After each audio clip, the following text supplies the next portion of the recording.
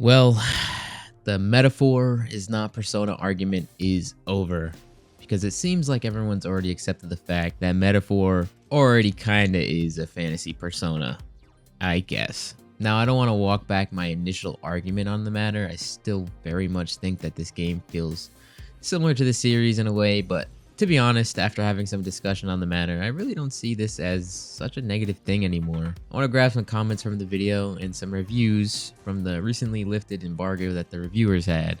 Casnosa says, I'd say like 65% of the game is extremely similar to Persona and the like. It definitely has its own thing going on, but I wouldn't say it's original in its gameplay or anything. I love the demo though, and am super excited for the full release. Yeah, I definitely agree here. A lot of elements that made Persona great are definitely here. Like I said in the video, the dungeon crawling is extremely similar, and there are definitely moments, even in the demo, where it feels like Persona. This isn't a bad thing, and Metaphor definitely stands as its own thing currently. It honestly doesn't feel cheaply done. It feels like they didn't want to stray too far from their formula, but it's still palpable that Persona's influence is there on them. Piewolf YT says, I do enjoy watching videos like this.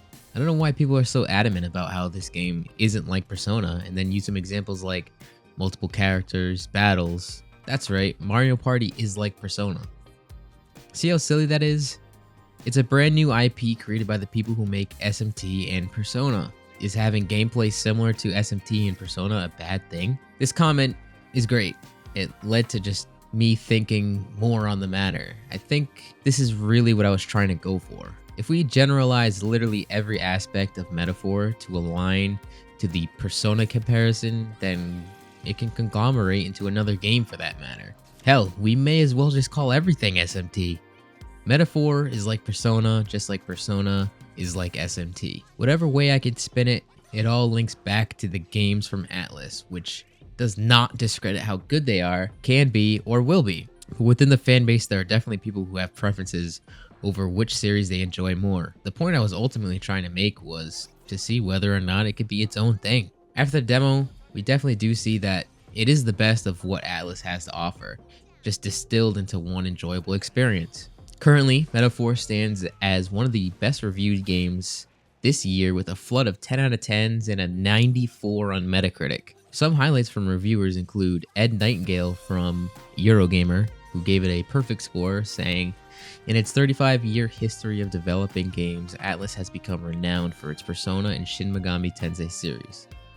Now, it's moved away from teen drama in real-life Japan to offer a sprawling high fantasy adventure that evolves its formula in what the studio calls a culmination of our RPGs. Really, Metaphor ReFantasio is the culmination of the genre as a whole.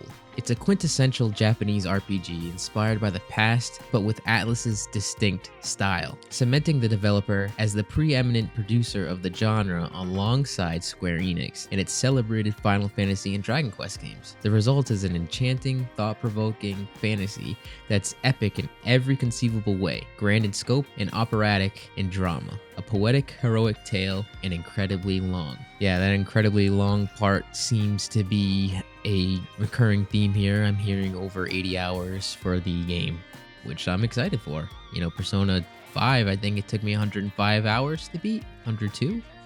So I'm in. Jessica Cogswell from GameSpot, who also gave this a perfect score, confirms social links, explaining that the game does in fact tell side stories. She says, and I'm pulling from the middle of a sentence here to make it make sense without kind of giving away big spoilers about them, because I mean there wasn't anything too crazy, but I just wanted to keep it kind of vague, but it definitely just kind of confirms social link-esque activities. I mean, as we saw in the demo, it's not really a social link, but it's social link-esque. She says, ideas are elevated through the side stories, often told through social links, which serve as more intimate explorations of grief, prejudice, vengeance, and forgiveness. In many of these narratives, we watch as a character tries to navigate living in a world that has wronged them. Now, I don't know how this social link system is going to be. I don't have a problem with that. I actually do enjoy social links 100%. I think they're just what makes Persona great, and I think if we get just a little bit of that just to see, you know, I think I'll be happy with that. But like I said previously, there's no dating, no none of that. Hi, will you date me? Will you date me? Will you date me? So it's pretty probably bare boned, probably to tell a story about the characters you find along the way, and yeah, be their friend, be their companion. There you have it. It's fantasy persona, and I lost.